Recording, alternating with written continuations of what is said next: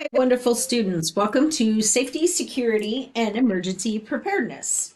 For this chapter, you will want to make sure you have your textbook available to reference various tables, figures, have enough space to take ample notes. Please note we are focusing on the middle-aged and older adult in Block 1. Therefore, please skip over the sections specifically listed for pediatrics, children, and adolescents. So again, we're focusing on the adult and the older adult. Here are the learning objectives for this chapter. Please take a moment to review each one of these. If you can speak to these and apply these to your nursing practice, then you have accomplished your learning for this chapter. Safety and security are basic human needs. Promoting safety and preventing injury are primary responsibilities of the nurse. Factors affecting safety are listed on this slide. Developmental considerations are important to consider when caring for your patients. Falls, burns, poisoning, and automobile accidents are common safety problems among older adults.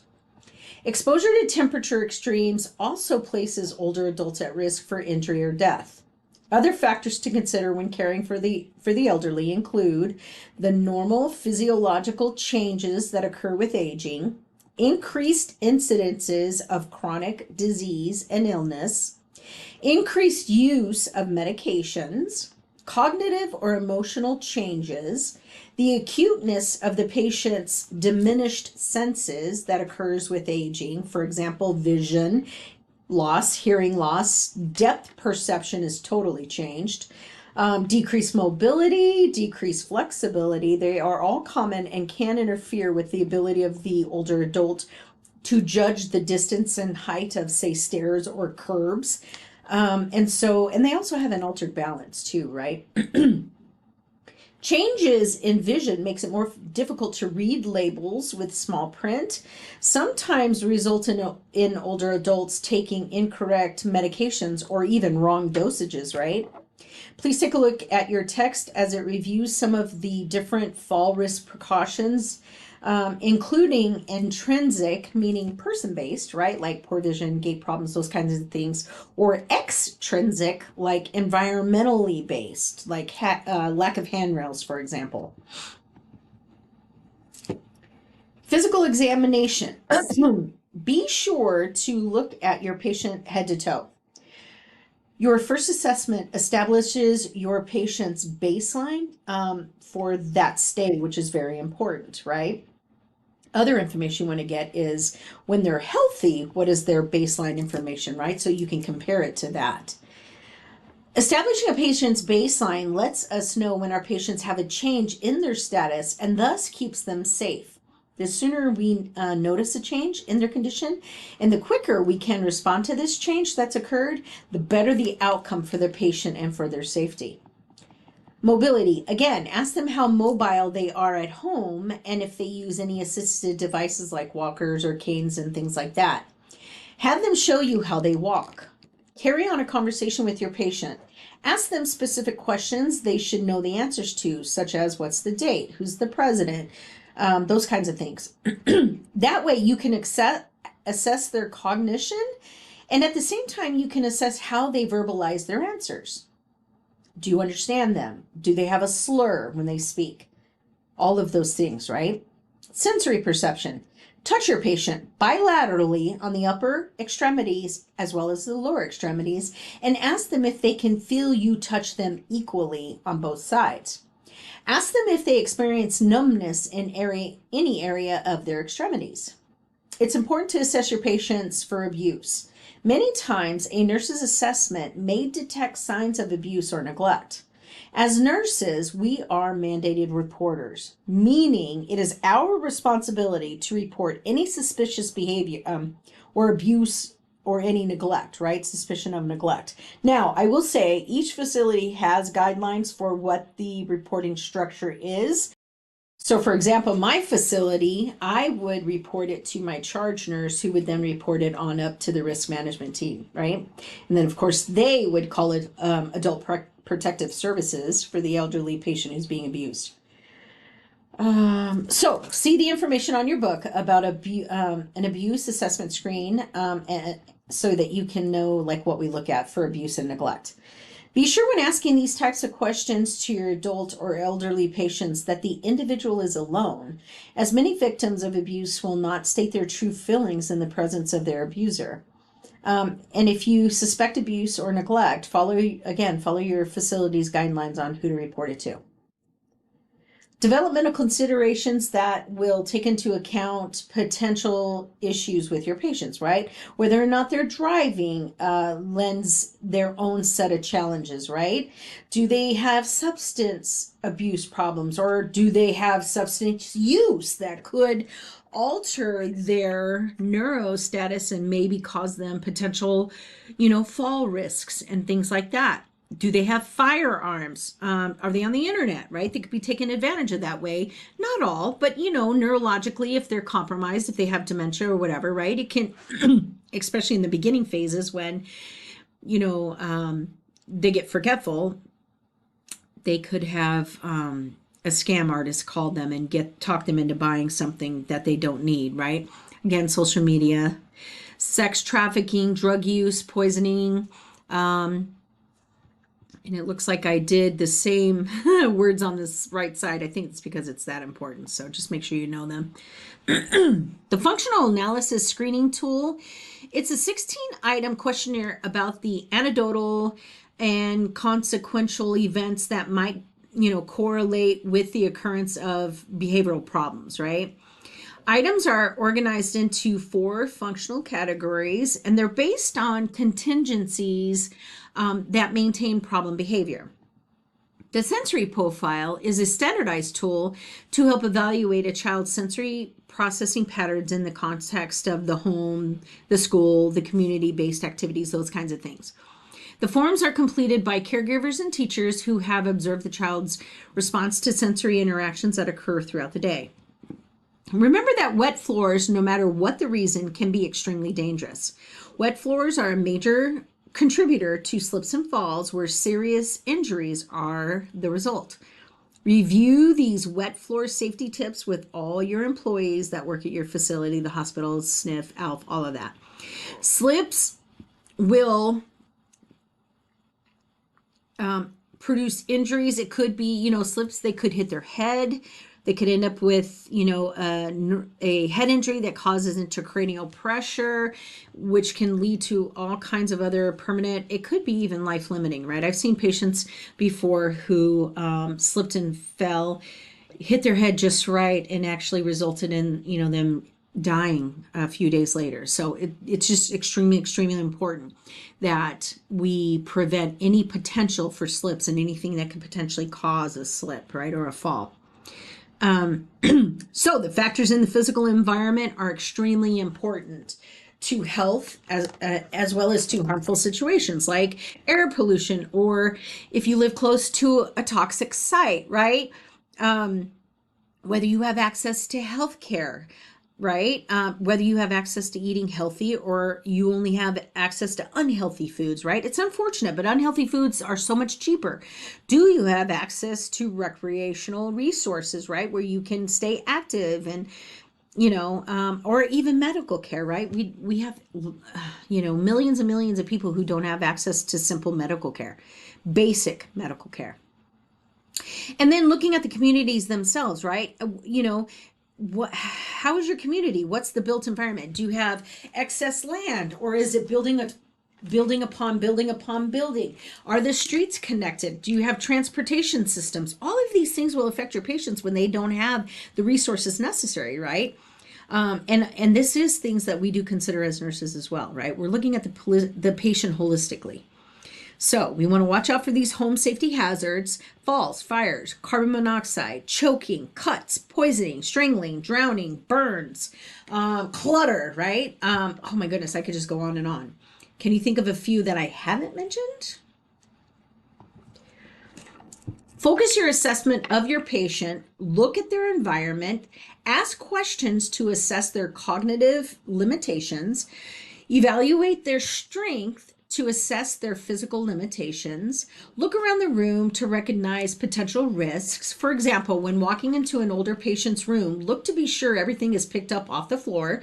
Look to see what they use for mobility. If you don't see anything, ask them how they get around, like to use a walker, right, or a cane or a wheelchair.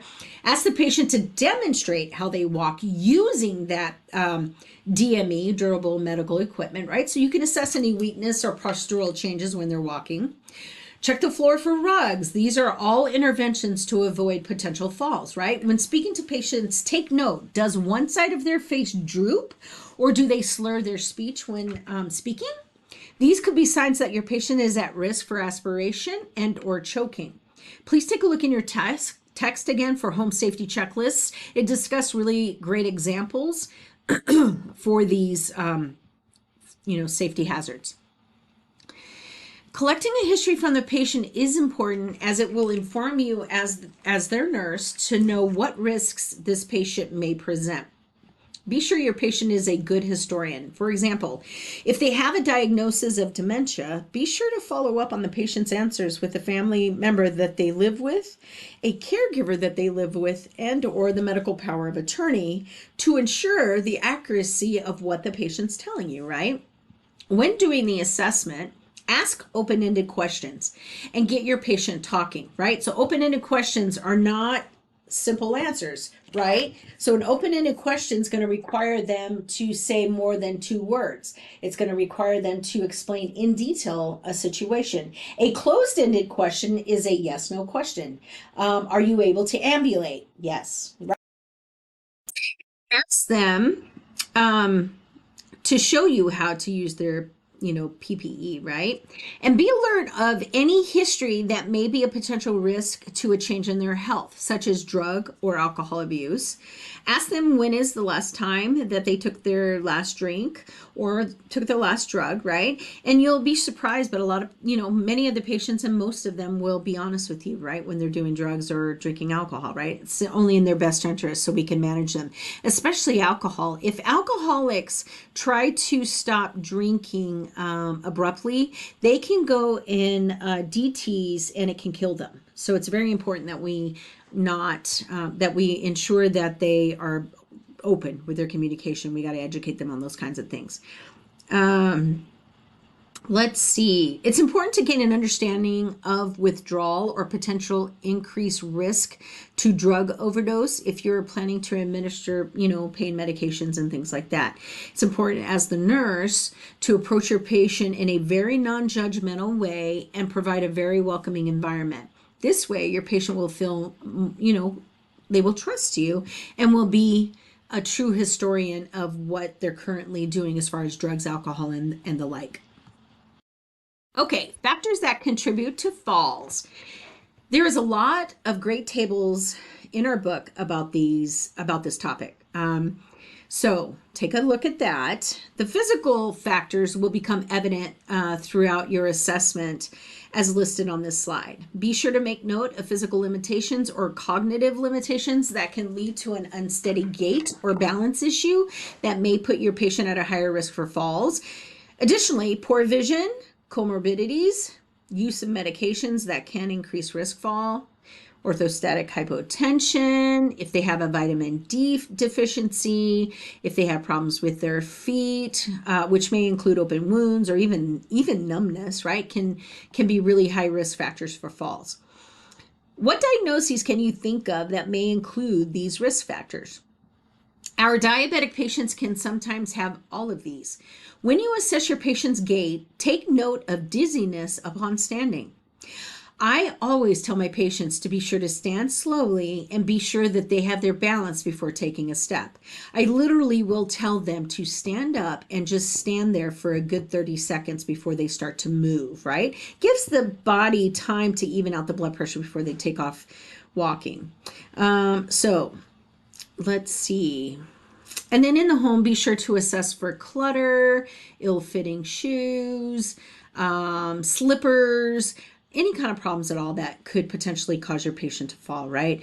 And then also when working with patients, be sure to look at their medications so that you can, see if they're on any kind of psychoactive drugs, narcotics, benzodiazepines, opioids, all of these things that can really impair judgment and increase risk falls. That way, if you're aware that they're on these meds, then you'll just educate them about, the heightened risk.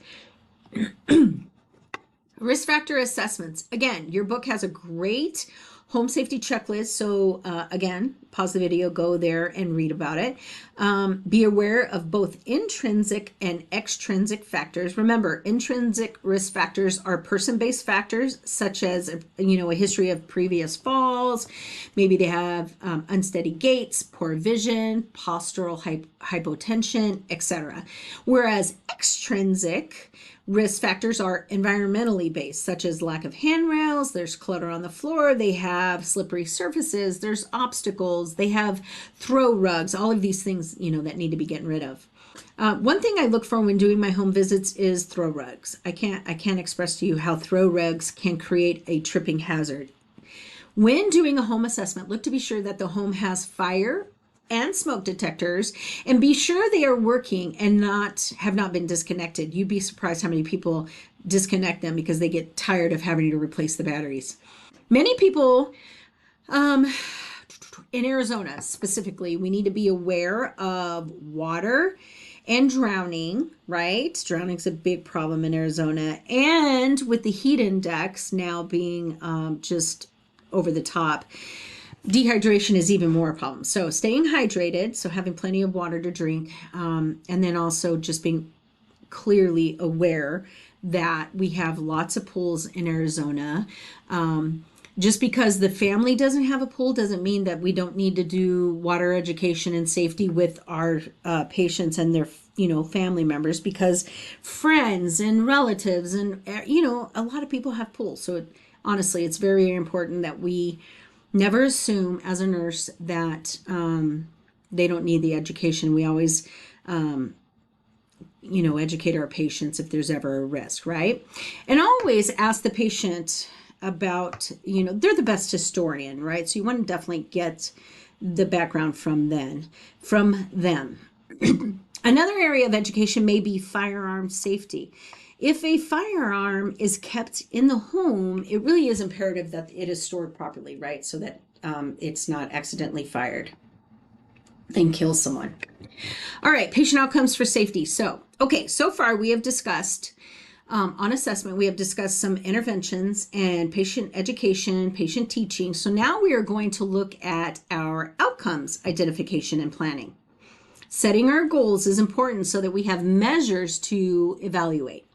This slide shows some expected outcomes for patients that promote safety and prevent injury. Once the goals are set and our patients and caregivers understand and are in agreement with them, we can then move into implementation. Once we have an agreed upon goal and implemented them, then we can evaluate the goal at our next visit with the patient. Safety devices to prevent falls. One safety device used in facilities to prevent falls are bedside rails. Bedside rails keep patients in the twin-size bed, as not all people are used to sleeping in a small twin bed. Keeping the upper bed rails up will help remind them where the edge of the bed is. All beds should be kept locked the majority of the time, definitely when they're stored, right? The only times we unlock the bed and the only time we put up all 4 of the rails is when we are transporting the patient from one place to another, like for a procedure, right? Or from another facility to another, right? Otherwise, the bed is locked and the bottom 2 rails are not left up. Let's see. Where I work at night, we put bed alarms on everyone on my floor, as nighttime seems to be an area of vulnerability with increased falls. This is due to a variety of reasons, including, but not limited to, the patients are in a new environment. The lighting in the room is low, right, so they can sleep, but that does increase the fall risk. We use all kinds of neuro-altering meds, right, like benzos or opioids, right? And even if patients are alert and oriented, they have no mobility issues, they can still become disoriented at night, waking up in a strange room, in a strange place, with all these different machines and things. So putting these extra precautions in place only makes sense, right? In addition to these, we put, as you can see in the picture, non-slip socks are placed on every single patient in the hospital. And we have bright yellow colors for our high-risk fall patients, right? So it lets staff know early on that patient's at risk for falling, right? So never to ambulate alone. Safety considerations for adults. Okay, at this stage, reinforcement of healthy lifestyles, healthy behaviors, and literally making good choices are really important. So you want to assess for stress and occupational hazards, right? And we want to provide our patients with resources for coping mechanisms or self-help groups if needed. You're going to assess for substance abuse, you're going to assess for smoking, and we're going to provide resources for rehabilitation, counseling, smoking cessation, all of those things. Help is available. It is important to address the patient's issues and provide appropriate resources for help in changing unhealthy behaviors. And remember, we also have our social workers in our facilities and settings that can help with gathering resources too for the patients. There are different types of ambulation alarms if the bed alarm is not sufficient in alerting of your patient's movement. Where I work, we have a belt that lays across the patient that does not restrain the patient in any way, but is very sensitive to movement, thus alerting us if the patient tries to even get up, right? It actually alerts us if they even move, right? So this will help prevent falls because then we come running in and we get the patient before they start trying to get out of bed. Another type of alarm we use is a pressure sensitive chair or bed pad alarm, and that literally gets put under the patient, and when they move and the pressure is relieved, the pad alarms, and then that we know to go to that patient and check that patient out to make sure they're okay. Safety considerations again for the older adult. Most accidents that involved older adults are preventable. Environmental hazards place a large role in falls. Adjusting the patient's environment to reduce clutter, to reduce obstacles, to reduce rugs. This all helps with proper mobility aids. For example, if they're weak, we want to make sure they have the proper durable medical equipment, DME, right, to help with that. If they have an unsteady gait, decreased sensory abilities, maybe their reflexes are definitely going to be slower, their reaction times are going to be slower. All of these things, when we take them into consideration, we can minimize or even eliminate their risks by being proactive, right? So, for example, making sure the patient gets regular hearing and regular vision screens, right, to assess if they have any sensory deficits. That way we can catch it as soon as the hearing or the seeing starts to deteriorate and get them glasses or hearing aids, whatever it is, to keep them safe. It's important to educate this population as well on medical administration, as many older adults are on several medications, and if not taken properly, through either non-compliance or maybe they take too much, this can actually cause dizziness, drowsiness, injury, and sometimes even death, right? So it's important we look at that. All right, if your patient does fall and hit their head, there are certain physical indicators that we look for when we're doing our assessment that could prompt us doing further testing, right? So physically, if the patient has a headache, if they're vomiting, if there's any problems with balance, fatigue, if they're dazed or stunned appearance, remember, it could be indicative of intracranial pressure, which is what happens when there's an injury to that area, right? Remember, inflammation happens at the site. And remember, the cranium is a contained space. There's not a lot of area in there for inflammation to occur. If it occurs too much, what happens? Well, the brain has nowhere to go. So what does it do? It herniates and then the patient dies, right? Cognitive. So again, if they're mentally foggy, no, this patient was alert and oriented ×4, they hit their head and now they're having difficult concentrating, they're confused, right? All of these are huge. Oh, and then emotional. Oh my goodness, if they're irritable or nervous or very emotional, that's a big indication that they're having some ICP in their intracranial pressure. And then, of course, remember the whole thing about don't let them go to sleep. It's a true thing with concussions, right? So, drowsiness and that kind of thing. And then, ironically, they could actually have the opposite problem where they can't fall asleep even though they've been awake for 36 hours, right? So, these are all things we're going to look at when we're looking at head injuries. Whoop. Dang it, I went too fast. Let me make sure I didn't go too fast. Okay, there we go. Okay, safety improvement strategies. Okay, the Joint Commission has mandated that all accredited healthcare organizations across the United States reduce the risk of harm to patients resulting from falls. According to the Joint Commission, approximately 35% of patients who fall sustain injuries. Medicare has identified falls as a never, ever, ever event, meaning they are preventable and should never occur. Therefore, Medicare has limited the amount of reimbursement they will give for falls and the resulting care that has to be done. So that's bad news for the hospitals, right? And the locations, the SNFs, the ALFs, all of that.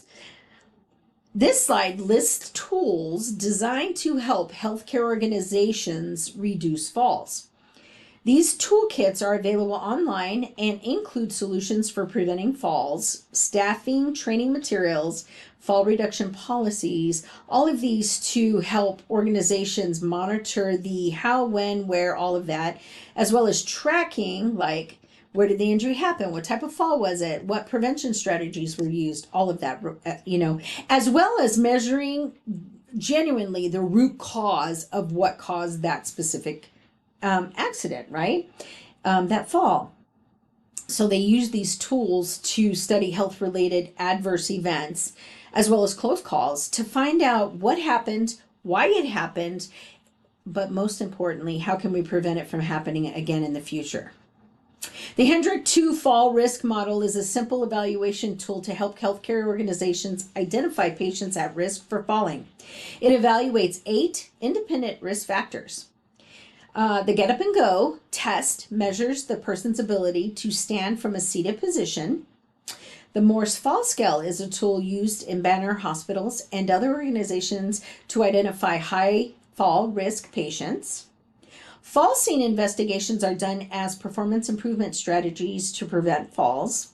This strategy uses a fall prevention team that analyzes each fall, then implements new initiatives to avoid any future falls. In the hospital, hourly patient rounding is an expected responsibility of nursing, realizing that the more frequent rounding may be required when caring for a patient who is a high fall risk, right? So it is expected we go in hourly and more frequently if we have, the yellow band high fall risk patients. And if possible, we try to move these patients that are high fall risks closer to the nurses' stations. We can keep a better eye on them. All right, another safety piece is the RACE acronym.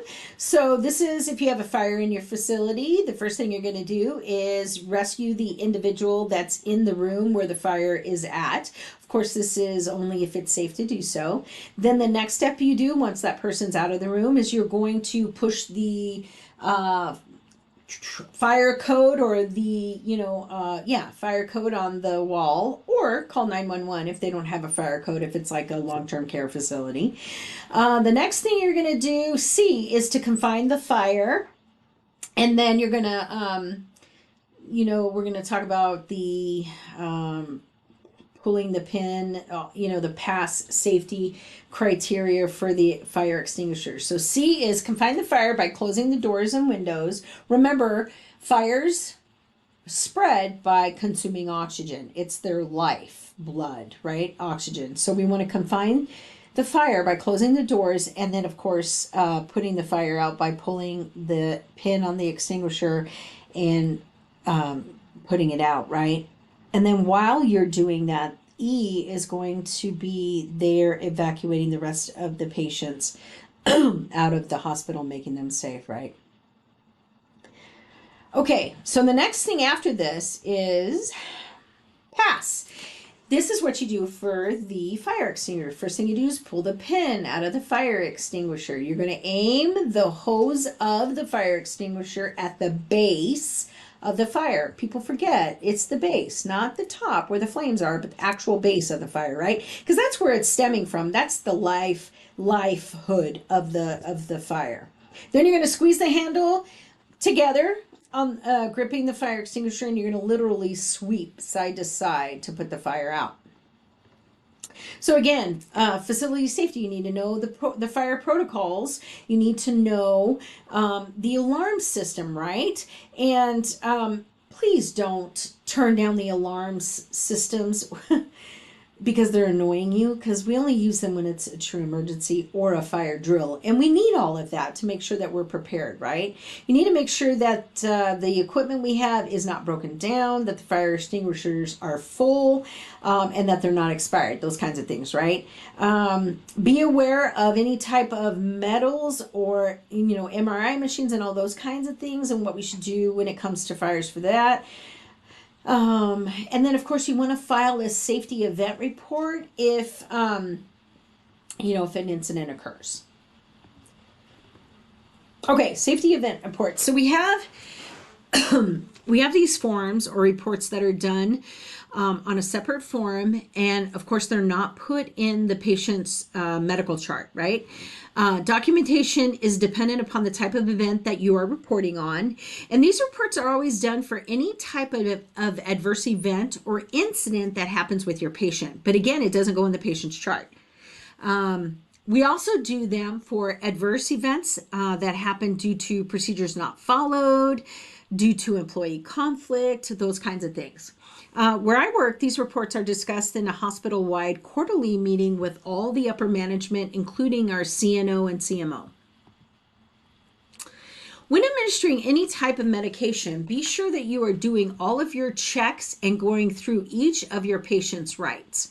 Right patient, right medication, right dose, right time, right route, right documentation. And you got to do this every single time you administer a medication. When delivering intravenous medications or solutions, continually assess the IV insertion site to ensure that there isn't signs of infection, signs of infiltration, phlebitis, etc. If there are any signs of infection, phlebitis, infiltration, you want to discontinue that IV site immediately and then establish a new IV site on the other arm, right? If possible. Be sure you have a clear understanding of your facility's procedures before transferring a patient. Before changing or dressing, be sure to check and follow the doctor's orders. Before applying external heat, be sure you have a doctor's order to do so. If policies and procedures do not get followed, patients get hurt. For example, a friend of mine shared that when she first started working in the hospital, many staff members were using hot water on maternity pads and putting them in cold packs to apply heat until a patient received a burn from this method. So, education went out to all of the staff immediately to stop doing this method for heat.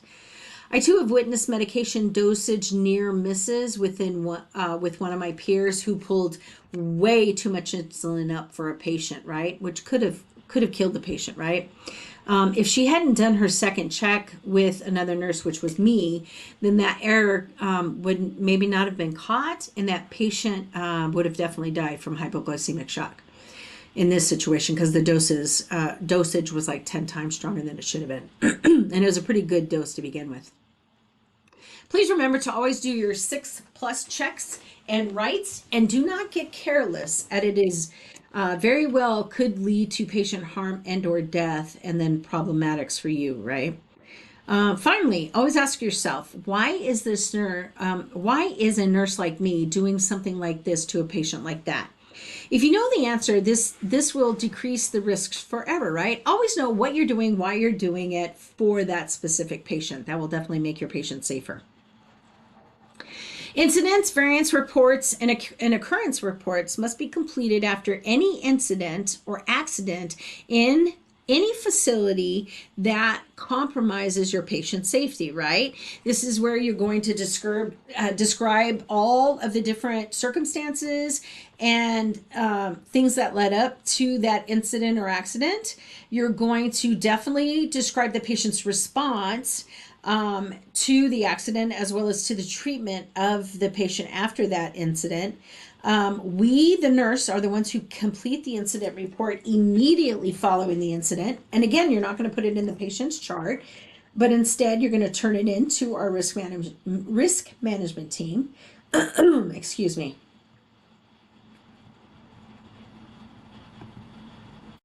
Sorry.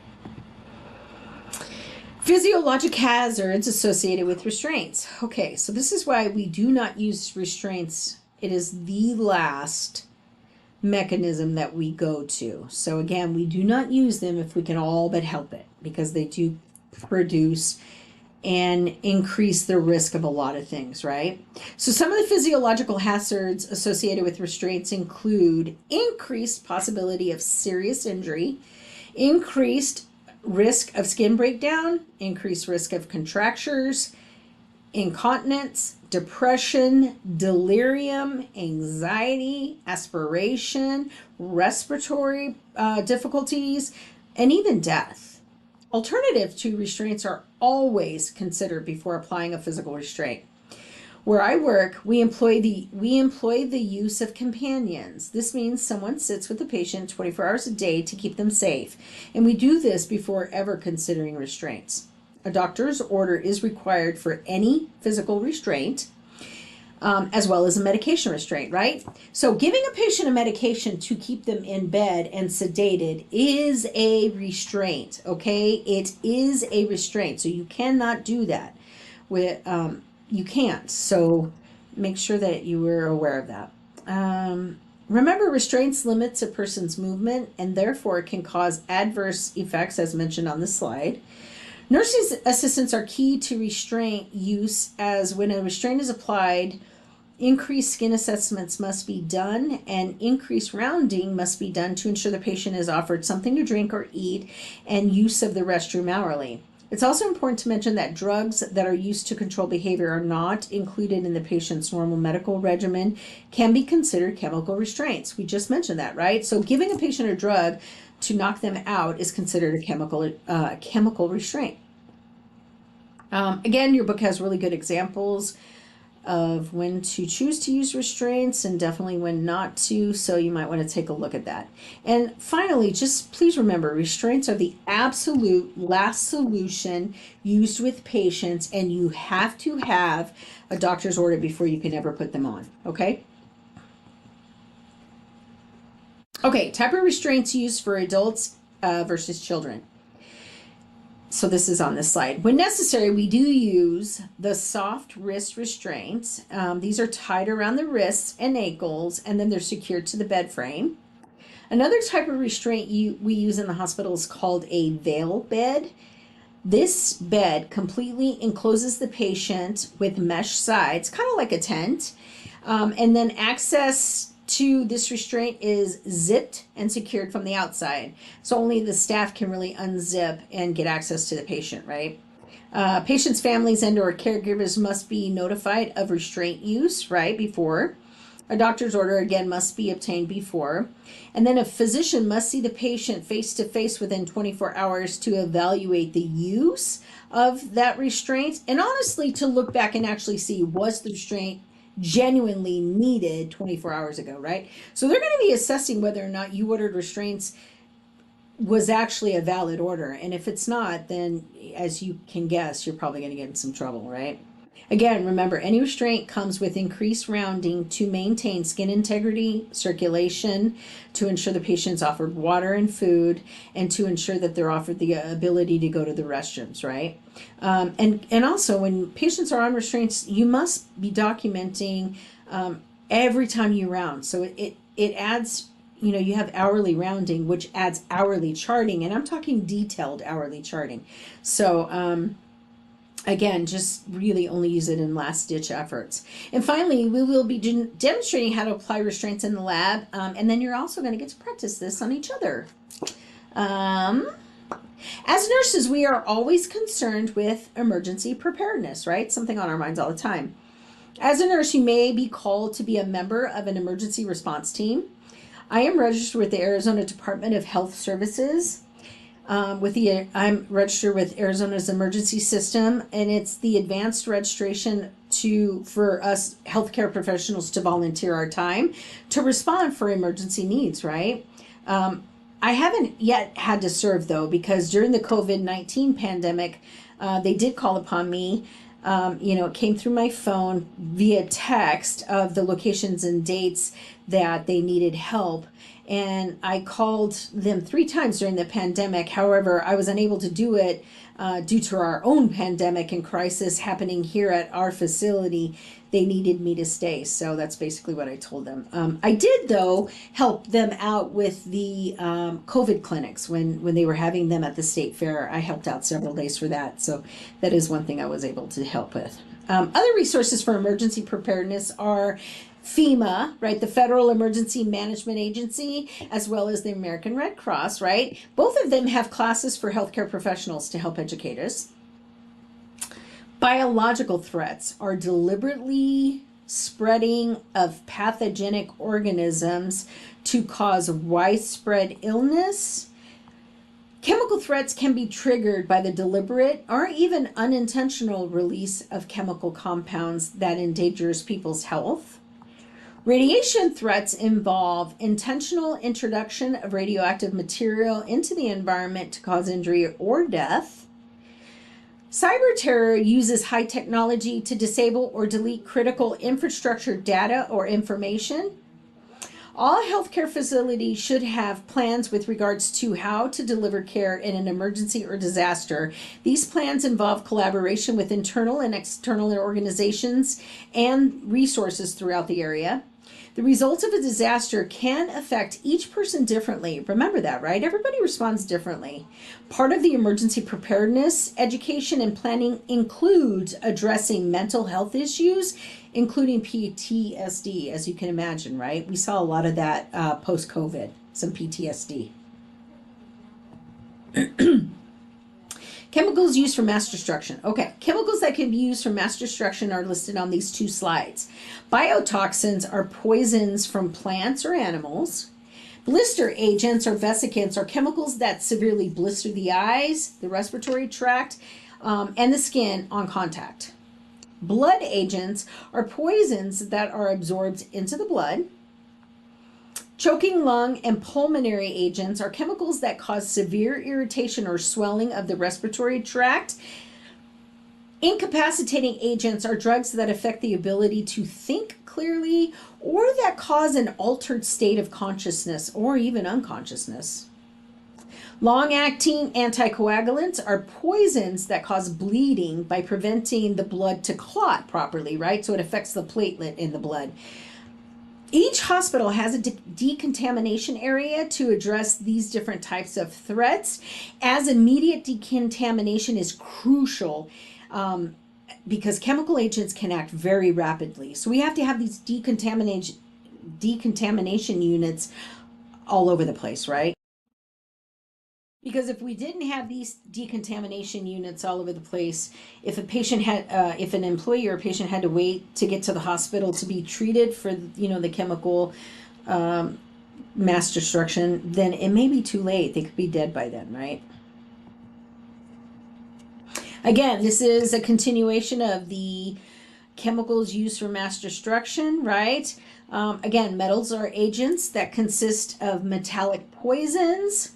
Nerve agents are highly poisonous chemicals that prevent the nervous system from working properly. Organic solvents are agents that damage the skin by dissolving fats and oils. Riot control, like tear gas, are highly irritant agents normally used by law enforcement for crowd control or by individuals for protection. Toxic alcohols are poisonous alcohols that can damage the heart, kidneys, as well as your nervous system. Vomiting agents are chemicals that cause severe nausea and vomiting. All right, that's it. This is the end of the chapter on safety, security, and emergency preparedness. Again, you'll want to listen to this PowerPoint at least twice and take really good notes. Thank you, wonderful students. We'll see you in class.